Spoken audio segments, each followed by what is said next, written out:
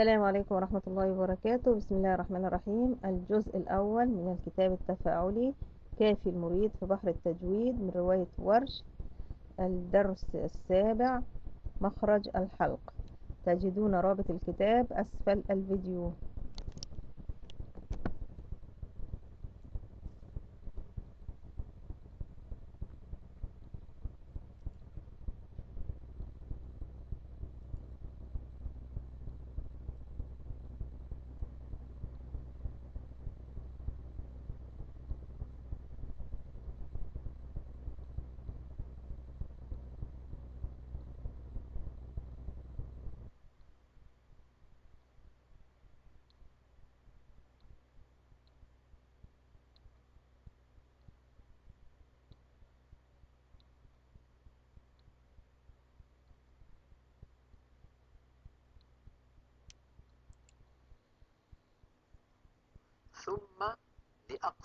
ثم يعني بعد الحديث عن الجوف لأقصى الحلق همز هاء ومن وسطه فعين حاء. هكذا قال إمامنا الجزري. فنرى على اللوحة التي أمامنا السهم الذي يشير إلى الحلق، وهي المنطقة زرقاء اللون. ونرى على اللوحة التي تلي هذه اللوحة أن الحلق في هذه اللوحة الحلق فيه 3 مخارج ل6 أحرف. الحلق وهو المنطقة الزرقاء التي أمامنا فيها 3 مخارج ل6 أحرف. ما هي الحروف ال6؟ هي الهمزة والهاء والعين والحاء والغين والخاء كما سيأتي معنا الآن. ننتقل إلى اللوحة التي تلي هذه اللوحة. أقصى الحلق. أقصى الحلق منطقة الأوتار الصوتية، وهي أبعد منطقة من الحلق. أبعد منطقة من الحلق اسمها أقصى الحلق، مخرج الهمزة والهاء. نرى على اللوحة التي تلي ذلك هذا الوتران الصوتيان في أقصى الحلق، وهو مخرج الهمزة الساكنة. وبعد ذلك أيضا عندنا مخرج الهمزة المتحركة من نفس المكان. إذا نطقنا همزة ساكنة نقول يأتون مثلا، يأ يأ، فنجد أن الوترين الصوتيين ينقفلان تماما ولا يبقى مجال لمرور ذرة من الصوت. بينما لو كانت الهمزة متحركة فيبدأ الصوت بوترين منقفلين ثم يبتعدان هكذا أو إي، وهكذا يكون مخرج الوترين في الهمزة. بينما الهاء وهي الحرف أيضا من أقصى الحلق تخرج باهتزاز الوترين وعدم انقفالهما، لكن بقربهما من بعضهما جدا. أه أه. هنا لا بد من تقارب الوترين. ننبه إخواننا وخاصة المبتدئين الذي يأتي أحدهم ليسمع مثلا سورة الفاتحة فيباعد جدا دون أن ينتبه بين الوترين الصوتيين في حلقه، فيقول مثلا اهدنا الصراط فلما يقول يكون قد باعد الوترين جدا، وهذا يؤدي إلى تدفق كمية كبيرة من الهواء من الداخل إلى الخارج، فتتفرغ الرئة من الهواء ولا يخرج صوت الهاء لأنه ليس ثمة احتكاك. قلنا بأن بعض الحروف احتكاكية كما مر معنا في المنشار مع الخشبة. لما تقول أه ما الاحتكاك ضعيف جدا، بينما لما نقول أه أه فالوتران قريبان من بعضهما والهاء صوتها قوي. اهدنا الصراط لا ريب فيه، فنجد بأن صوت الهاء واضحا. قال إمامنا الجزري رحمه الله الذي نحن بصدد شرح منظومته: مخارج الحروف 17 على الذي يختاره من اختبر، للجوف ألف وأختاها، وهي حروف مد للهواء تنتهي. وشرحنا هذا الكلام في الحلقة الماضية. ثم قال رحمه الله: ثم لأقصى الحلق همز هاء ومن وسطه فعين حاء. تكلمنا في الحلقة الماضية عن أقصى الحلق وأنه منطقة الأوتار الصوتية، وأن هذه المنطقة وهي أقصى الحلق يخرج منها حرفان، هما حرف الهمزة وحرف الهاء، والألف أيضا على مذهب سيبويه. فالهمزة كقولنا يأتون، يأ، لما نقول يأ فإن الوترين الصوتيين يلتحمان ويلتصقان وينقفل المخرج تماما. جربوا إن شئتم.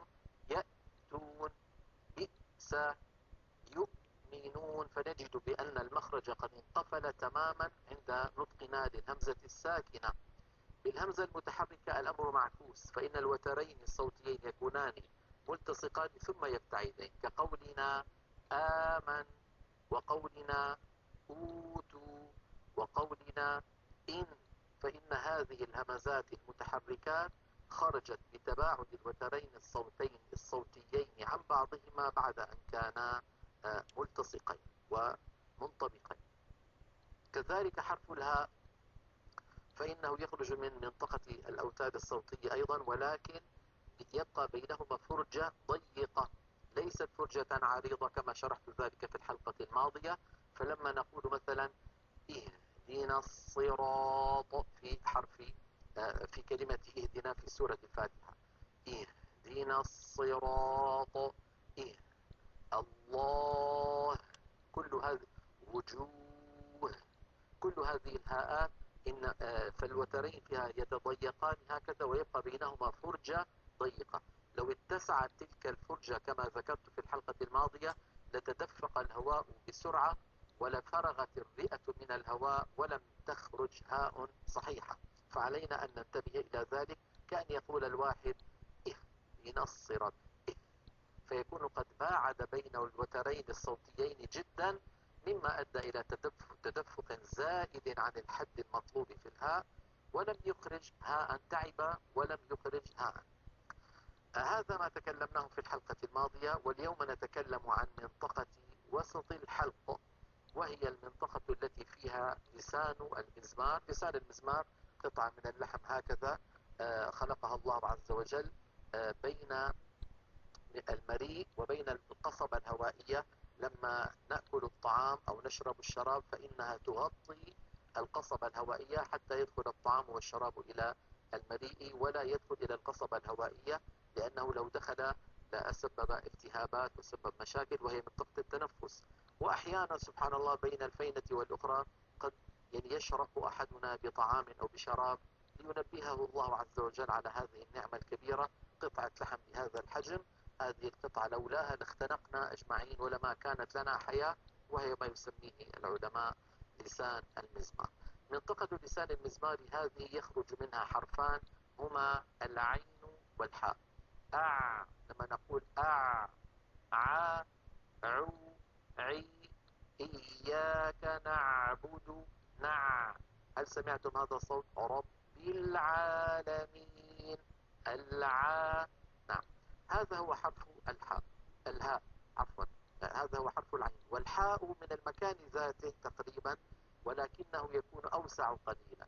أح، أح، الرحمن الرحيم.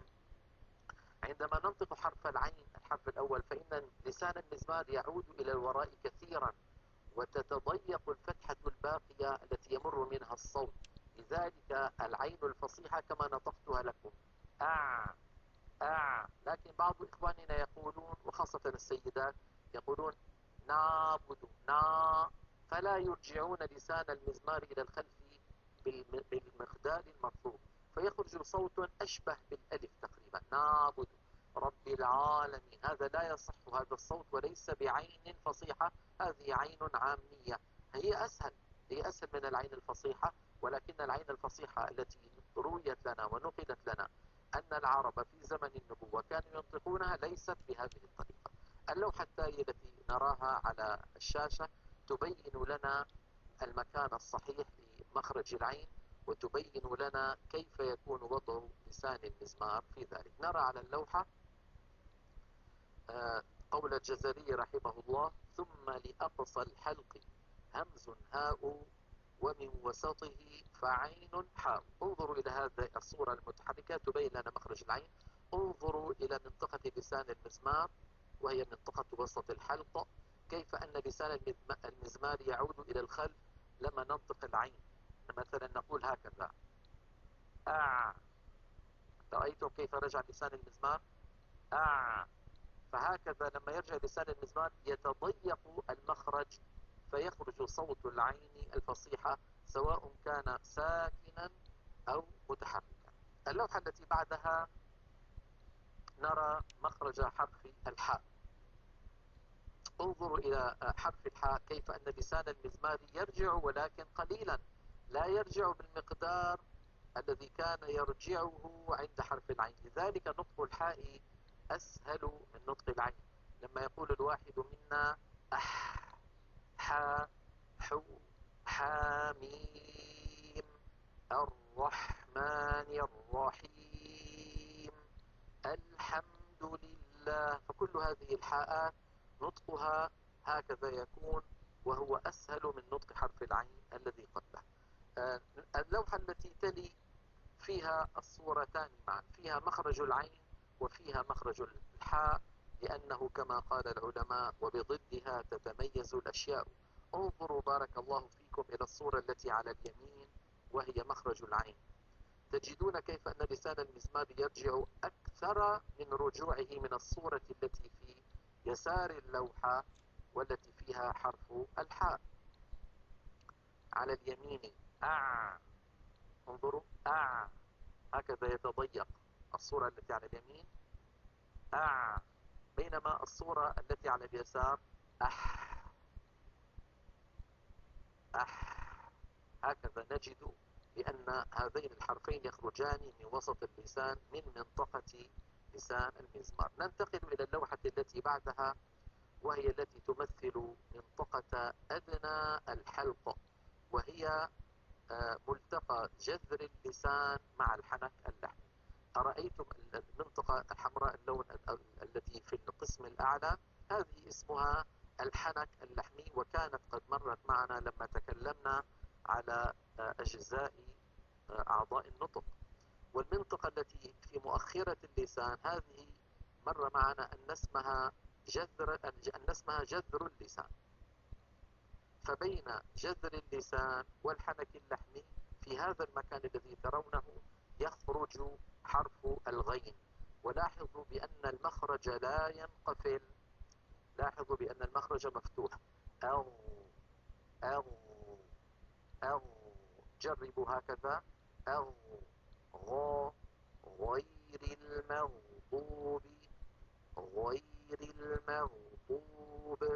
هذه منطقة الغين وهي من أدنى الحلق. الصورة واللوحة التي بعدها تبين لنا مخرج الخاء. انظروا الخاء كما نرى أعلى بقليل من الغين، الخاء أعلى بقليل من الغين، وهي أيضا من أدنى الحلق، يعني من منطقة جذر اللسان مع الحنك اللحمي. لاحظوا بأن المخرج مفتوح بارك الله فيكم، لاحظوا منطقة الخاء ليس فيها انقفال. خالدين يخرج. نعم، هذه منطقة الخاء. الضغط الزائد على هذه المنطقة يولد صوتا فيه يعني أشبه بالشخير، يعني لما يقول مثلا واحد من شدة ما يضغط يخرج منهما اللؤلؤ والمرجان مثلا فهذا ماذا يفعل؟ يبالغ في الضغط على هذه المنطقة بحيث يكاد يقفلها، ويؤدي هذا إلى تردد الصوت في هذا المكان أشبه ما يكون بصوت الشخير. ليس في الأمر، ليس في نطق الحرف الخاء العربية هذا الضغط الزائد ولا داعي إليه.